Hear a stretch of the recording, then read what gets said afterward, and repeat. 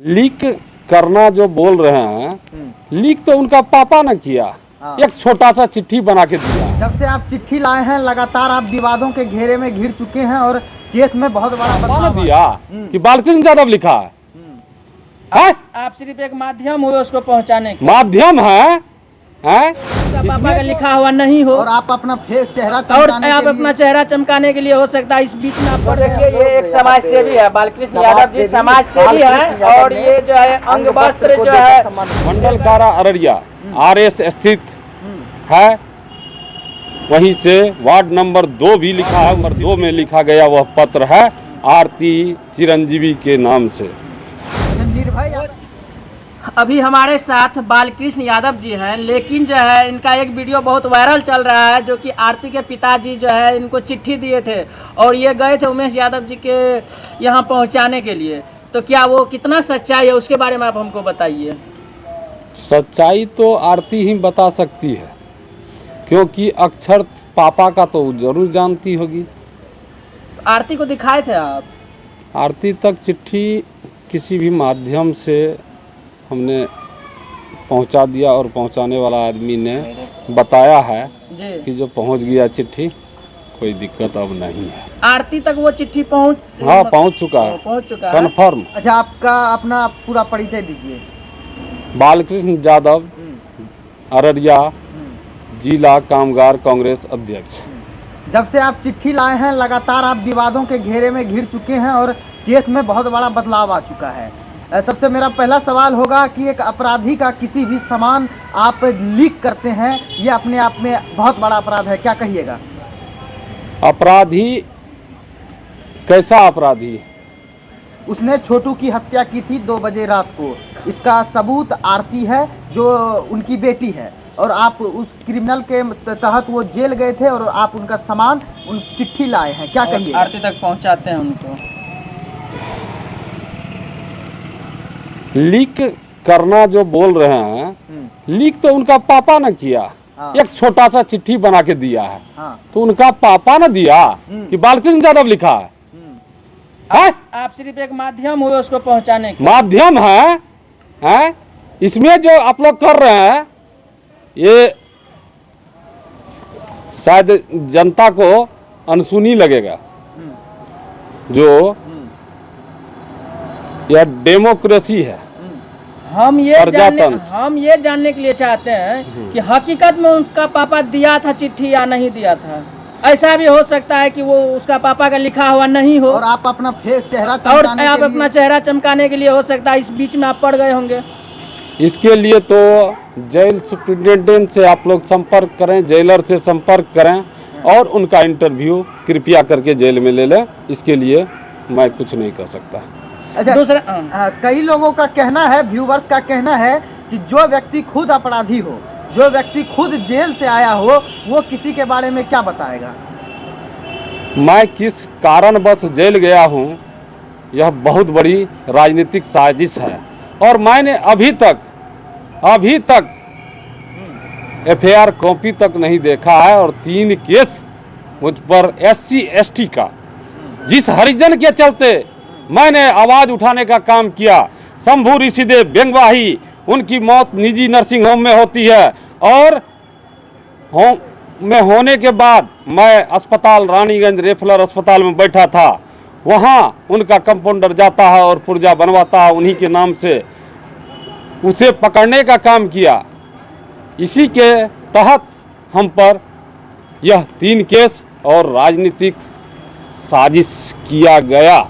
अच्छा, आप जरा ये बताइएगा कि आरती का जो परिवार है वो किस जेल में है और आपसे किस जेल में मुलाकात हुई? मंडल कारा अररिया RS स्थित है, वहीं से वार्ड नंबर 2 भी लिखा है। उस चिट्ठी में वार्ड नंबर 2 में लिखा गया वह पत्र है आरती चिरंजीवी के नाम से। अच्छा, निर्भय वो चिट्ठी अभी आपके पास है क्या? हाँ, अवेलेबल है, व्हाट्सअप कर दूंगा। व्हाट्सअप कर देंगे? हाँ ठीक है, आप लोग के लिए जो है स्क्रीनशॉट लगा देंगे। हाँ, आप क्या पूछ रहे थे? अच्छा, निर्भय यादव के बारे में बड़ा खुलासा हुआ है कि इस केस में जो है कि निर्भय यादव दोनों तरफ से जो है कि रसमलाई खाना चाहते थे, लेकिन दोनों तरफ से फेंका गए हैं। क्या कुछ निर्भय यादव के विषय में जानकारी है आपके पास? जब निर्भय यादव चिट्ठी लिखने के दौरान वार्ड पहुंचा था तो धीरेन्द्र यादव बोले कि चलिए आप ही का वार्ड में लिखेंगे। मैं अपने वार्ड के सामने एक चबूतरा पर गया, तब देखे जो वो कटा हुआ है, जो लिख रहे थे तो कटा हुआ था। तब वो बताए कि ये जो है ना निर्भय यादव ही उन्हें निकाला था आरती को।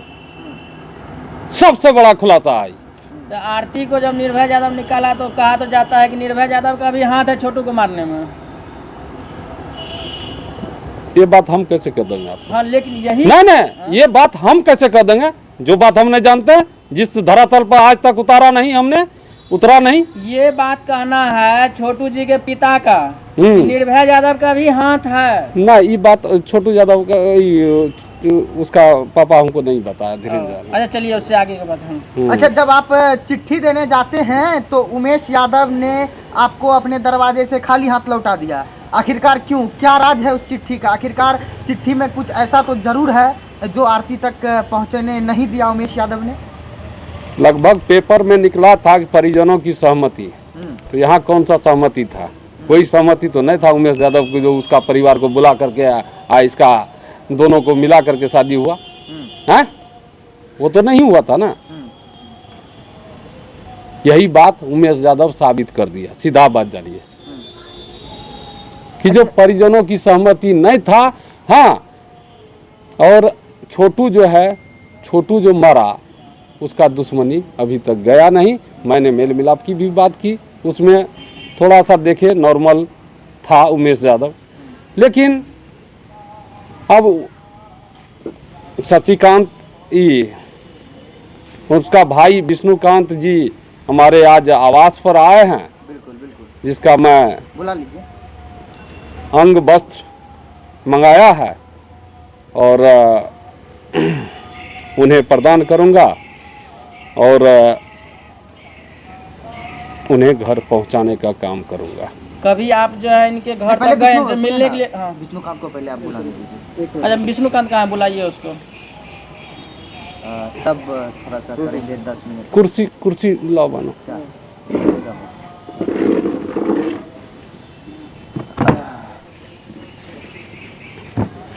इधर खा सकते हो।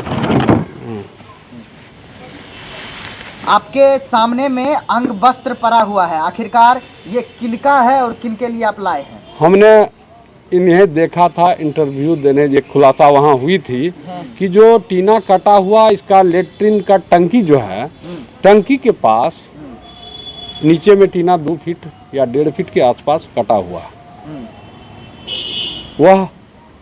यह विष्णुकांत जी ने कहा कि कोई पत्रकार इन्हें नहीं देख पाया, भैया आप देख लिए। हम जब बताए कि देखो यह कब से कटा हुआ, बोला पहले नहीं था कटा हुआ और आज तक हम देखो नहीं किए। आजकल तो हम मीडिया के डर से भागते हैं भैया। हाँ,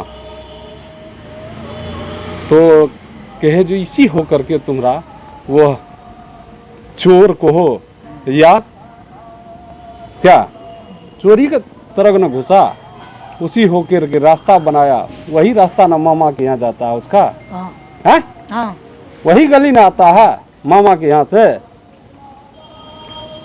ये विष्णुकांत साबित कर रहे हैं कि वही रास्ता उसका मामा के घर से आता है, वहाँ वह टीना काटता है और उस होकर वह इन करता है। ये तो अभी तक कोई नहीं दिखाया इस खबर। कोई नहीं दिखाया था। बहुत सारे पत्रकार आए बिहार लेवल के, जी जी जी, यूपी तक के हैं, लेकिन किसी ने नहीं दिखाया और हमने वह बात A to Z सही दिखाया। कभी नहीं गया था इसके घर पर। अच्छा, आप विष्णुकांत को अंग वस्त्र दे रहे हैं। हाँ, दे रहे आपको हैं। नहीं लगता है कि इसके बाद बहुत बड़ा विवाद भी खड़ा हो सकता है? क्या विवाद? तो देखिए ये एक समाज सेवी है, बालकृष्ण यादव जी समाज सेवी है और ये जो है अंग वस्त्र जो है दे करके सम्मानित किया और ये इनसे रहा नहीं गया। आप तो इनका माँ और दादी से भी मिलने के लिए गए होंगे, क्या उनके लिए भी कुछ सोचे होंगे? वो खाने के लिए तरस रही है। बैठ जाओ विष्णुकांत। खाना खाने के लिए क्यों तरसेगी, लेकिन माथा से जी बेटा का प्यार और पति का प्यार, वह तो छीन लिया प्रशासन ने। जी जी जी जी जी। सबसे बड़ा सवाल प्रशासन पर है मेरा। अच्छा, जैसा कि आप हमको बताइए कि विष्णुकांत का वो जो कमाने का स्रोत है, यानी कि उनके पिता, उनके भाई, वो दोनों कारागार में हैं अभी, और इनका भविष्य क्या होगा? आखिरकार ये आप ही के समुदाय से हैं, इनका जीवन यापन आगे कैसा होगा? सिर्फ कपड़ा पहनने से तो इनका पेट नहीं भर जाएगा। और बालकृष्ण यादव आगे क्या करेंगे इनके लिए? जो भी करना पड़ेगा, धीरेन्द्र राव बता रहे थे कि ज़मीन बेचना पड़ेगा, लेकिन मैं उन्हें मना किया कि मैं जा रहा हूँ, इस बेटा पर भरोसा रखिए, सभी बात सामने आएगी और न्यायालय पर हमें विश्वास है, उनका बेल, उनका जमानत बहुत जल्द होगा। नमस्कार।